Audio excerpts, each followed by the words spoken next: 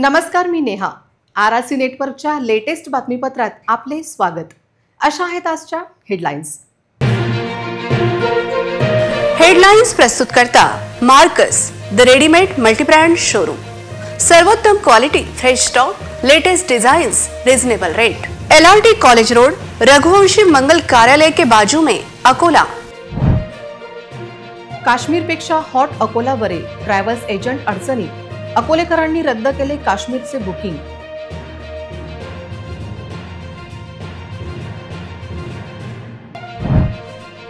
काश्मीरमध्ये अडकलेल्या पर्यटकांसाठी राजकारणाचा पुढाकार. अकोल्याच्या माजी खासदारांनी लावला मुख्यमंत्र्यांना फोन. सामान्य जनतेबरोबर मान्यवरांनी तीव्र शब्दात केला निषेध. काश्मीरमधील दहशतवादी हल्ल्यांचे सर्वत्र पडसाद.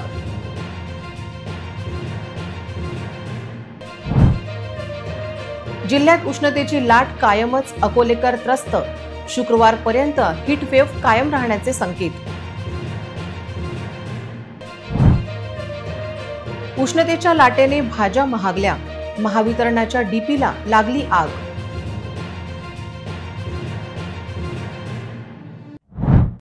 मे महिन्यात अकोलेकरांनी 45°C तापमान सहन केले आहे, पण यंदा तर एप्रिल महिन्यातच अकोल्याचे तापमान 45°C वर गेले आहेत.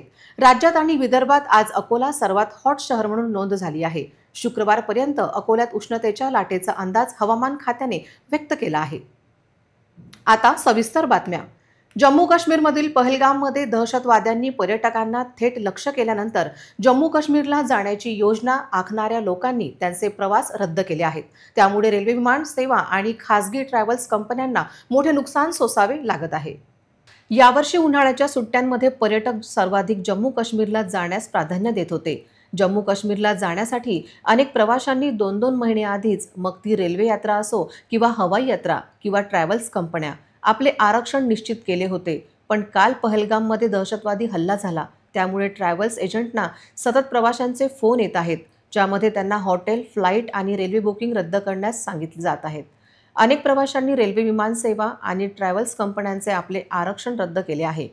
पहलगाममध्ये झालेल्या भ्याड दहशतवादी हल्ल्यानंतर देशभरातील ट्रॅव्हल्स एजंटना काश्मीरसाठी बुकिंग रद्द करण्याचा सल्ला देण्यात आला आहे.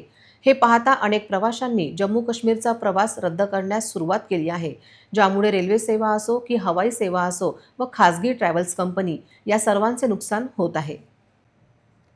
पहलगाममध्ये झालेल्या दहशतवादी हल्ल्यात 26 पर्यटक मारले गेले. अमरावती जिल्ह्यातील काही पर्यटक जम्मू आणि काश्मीरमध्ये अडकले आहेत, ज्यापैकी काही पर्यटकांची माजी मंत्री यशोमती ठाकूर यांनी संवाद साधून त्यांना धीर दिला, तर अकोल्यात 24 पर्यटकांसाठी माजी खासदार प्रकाश आंबेडकर यांनी मुख्यमंत्र्यांना फोन करून विमानाची सोय करण्याची विनंती केली आहे.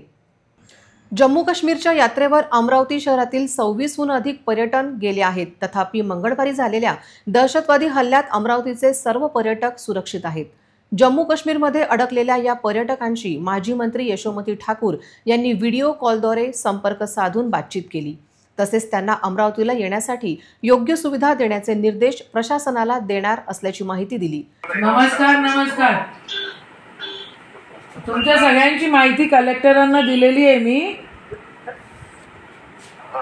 ठीक आहे, प्रशासनाला कळवलेलं आहे. तुमचा जो नंबर आहे, 2-3 नंबर ते पण कळवलेले आहेत. काळजी घ्या आणि बरं, ठीक आहे. बसेस वगैरे व्यवस्थित आलेले आहेत ना? परत कधी अमरावतीला कधी पोहोचणार?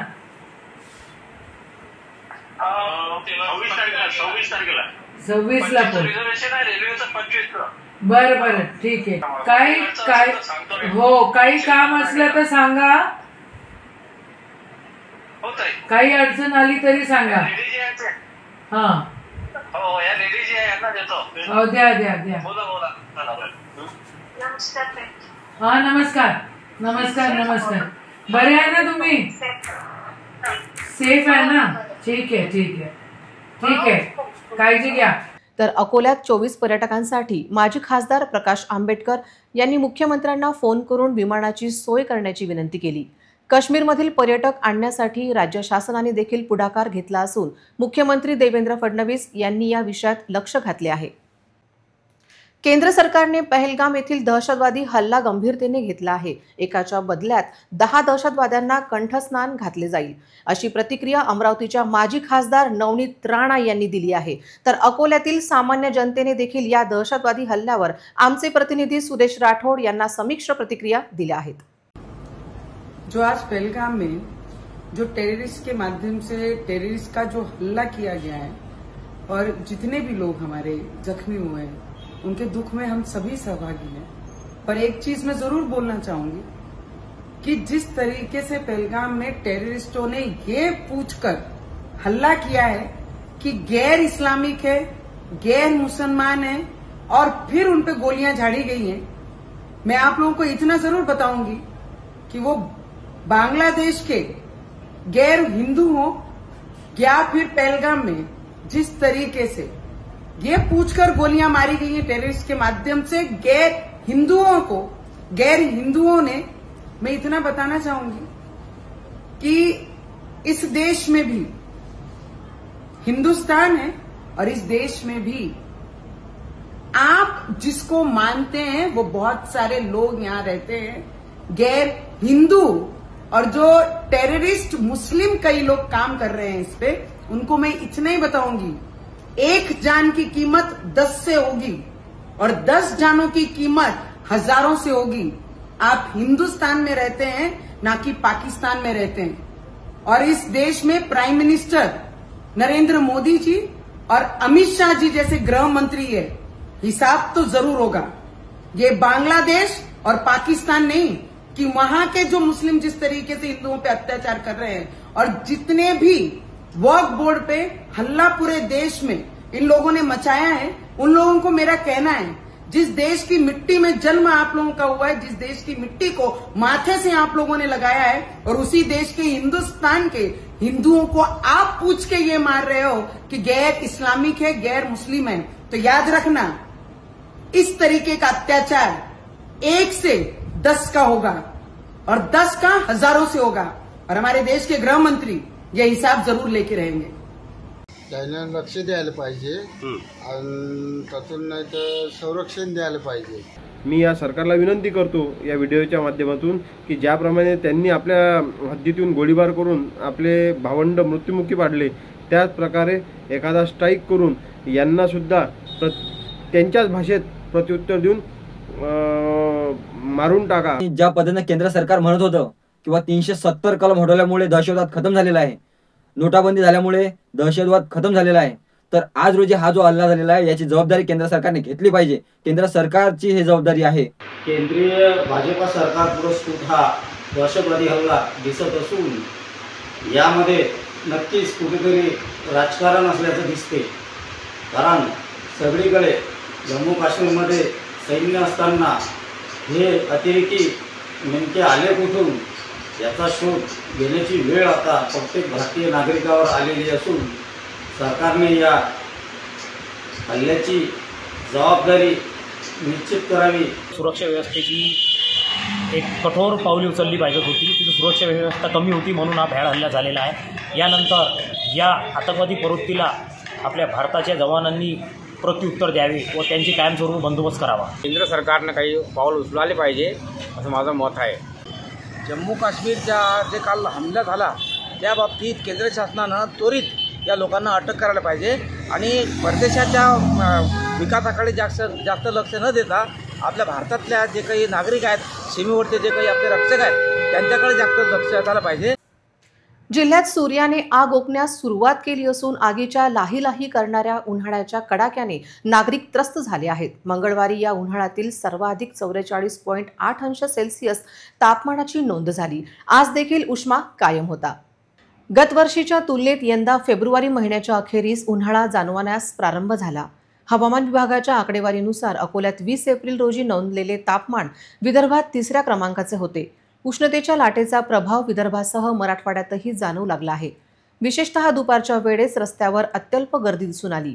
आरोग्य तज्ज्ञांनी नागरिकांना उन्हात जाणे टाळावे, भरपूर पाणी प्यावे, शक्यतो हलके अन्न सेवन करावे, तसेच अत्यावश्यक नसल्यास दुपारच्या वेळेत घराबाहेर पडू नये असे आवाहन केले आहे. दरम्यान उष्णतेच्या झळा एप्रिलच्या शेवटच्या आठवड्यात आणखी तीव्र होण्याची शक्यता हवामान विभागाने वर्तवली आहे.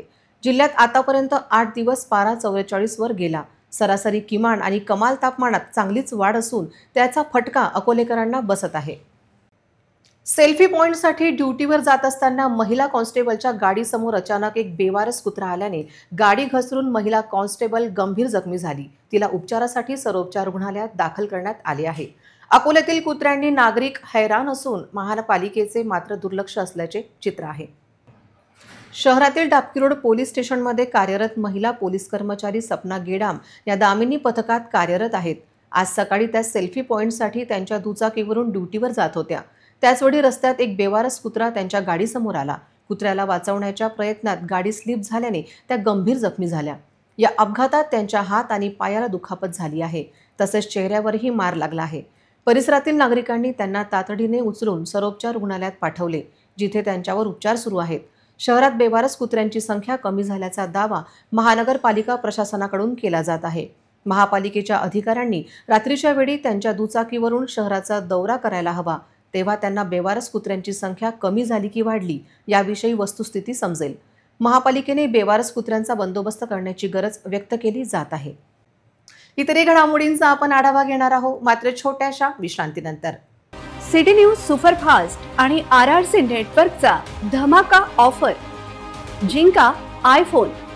1 एप्रिल ते 31 मे दरम्यान रहा RRC नेटवर्क सोबत आणि जिंका आयफोन. अकोला शहरात आपल्या घरी, आपल्या दुकानात, आपल्या प्रतिष्ठानात लावा 1 वर्षासाठी RRC broadband internet connection. Akola आणि पश्चिम विदर्भातील ताज्या घडामोडी पाहण्यासाठी लावा RRCचे 1 वर्षासाठी केबल कनेक्शन. आणि city news superfast, RRC news, city live social media reel मध्ये करा आपली जाहिरात आणि मिळवा आयफोन जिंकण्याची संधी. लकी ड्रॉ जून महिन्याच्या पहिल्या आठवड्यात. अधिक माहितीसाठी संपर्क 90 75 01 28 54 70 20 59 83 98. विश्रांतीनंतर पुन्हा एकदा तुम्हा सर्वांचं हार्दिक स्वागत.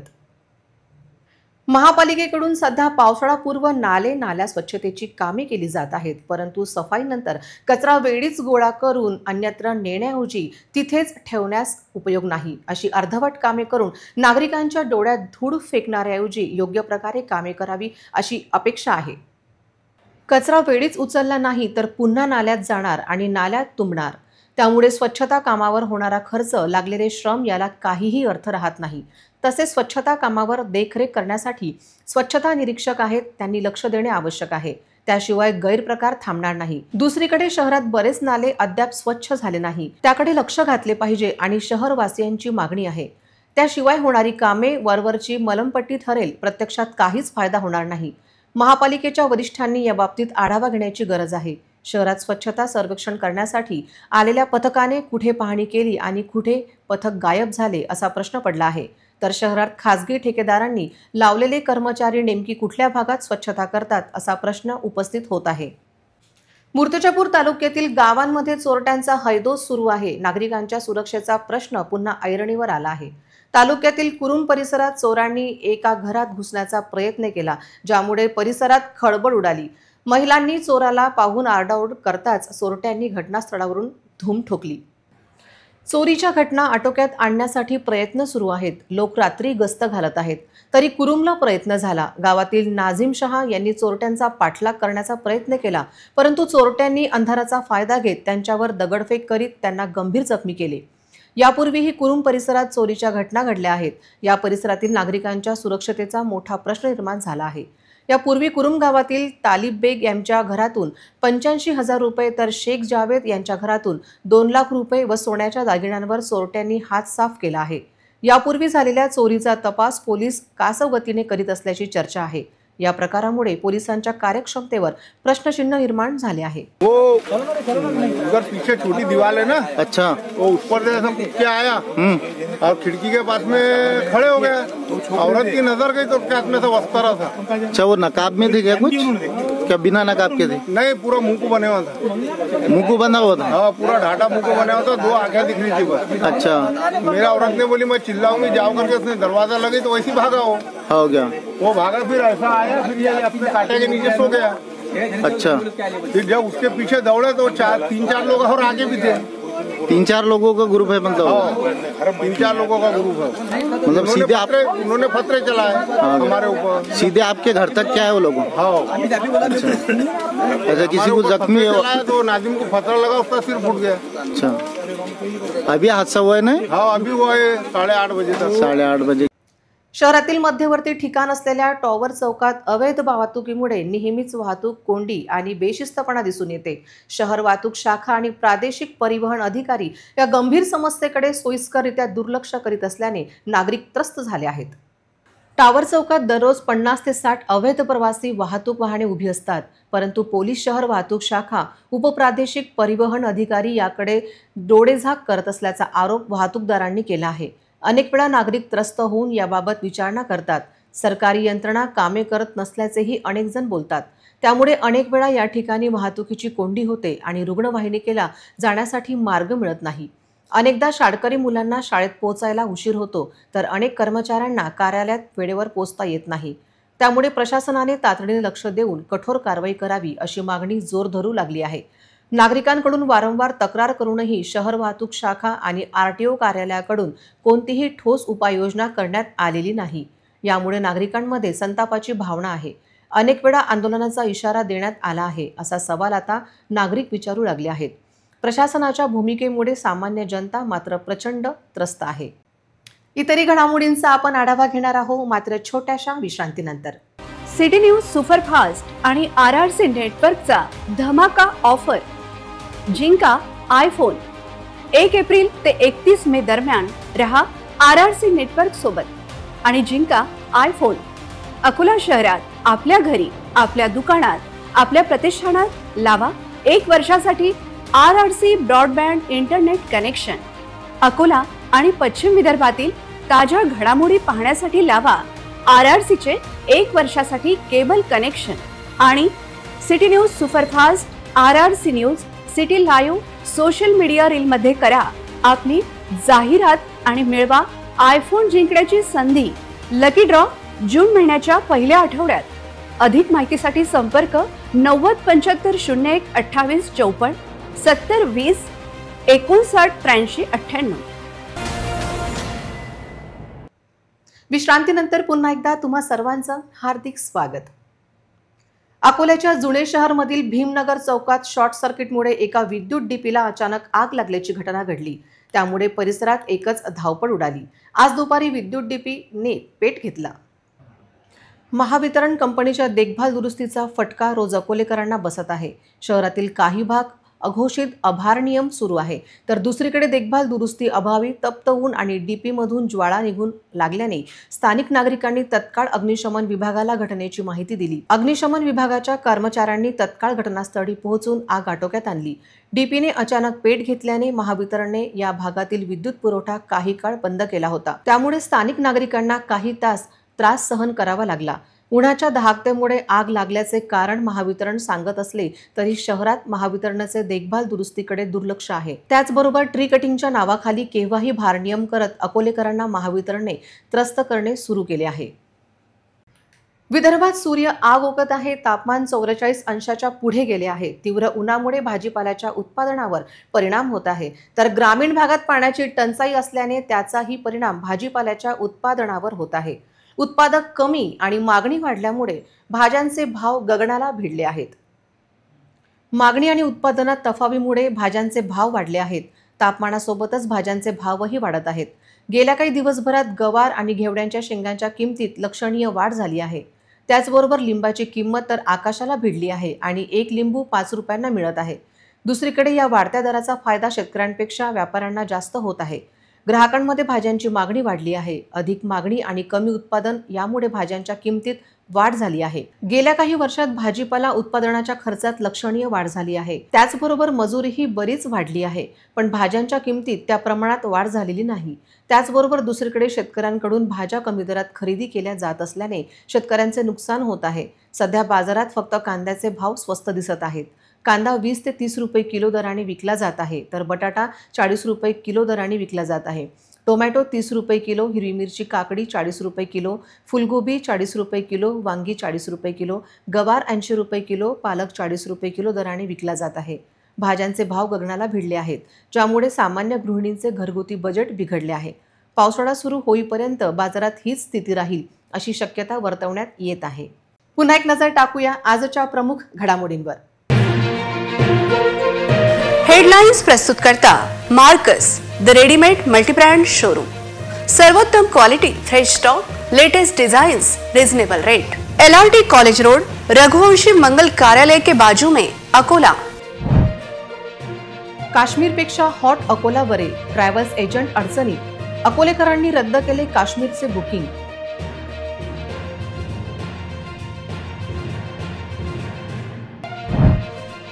काश्मीरमध्ये अडकलेल्या पर्यटकांसाठी राजकारणाचा पुढाकार, अकोल्याच्या माजी खासदारांनी लावला मुख्यमंत्र्यांना फोन।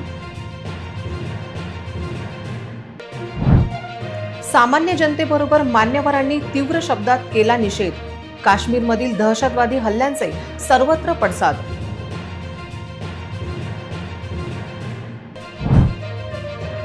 जिल्ह्यात उष्णतेची लाट कायमच, अकोलेकर त्रस्त, शुक्रवारपर्यंत हीट वेव्ह कायम राहण्याचे संकेत। उष्णतेच्या लाटेने भाज्या महागल्या, महावितरणाच्या डीपीला लागली आग।